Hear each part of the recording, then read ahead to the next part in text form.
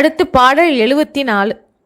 உருவுமல்ல வெளியுமல்ல, ஒன்றை மேவி நின்றதல்ல, மருவுமல்ல சொந்தமல்ல, மற்றதல்ல அற்றதல்ல, பெரியதல்ல சிறியதல்ல, பேசலான தானுமல்ல, உரியதாகி நின்ற நேர்மை யாவர்காண வல்லரே. உருவமில்லாதது, அதனால் வெளி என்று சொல்லவும் இயலாதது. ஒன்றை பற்றி நிற்பதுவும் அன்று, ஒன்றை தழுவிக்கொள்வதும் அன்று, யாருக்கும் சொந்தமானதும் அன்று, மற்ற விளக்கங்களுக்கும் உரியதன்று.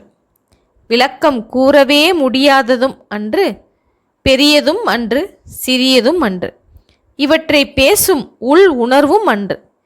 எல்லாருக்கும் உரியதாகி தவறாமல் செயல்படும் அதனை யார் உணர வல்லார்கள்? சிவவாக்கியர் கடவுளின் அருளை இவ்வாறு கூறுகின்றார். அடுத்து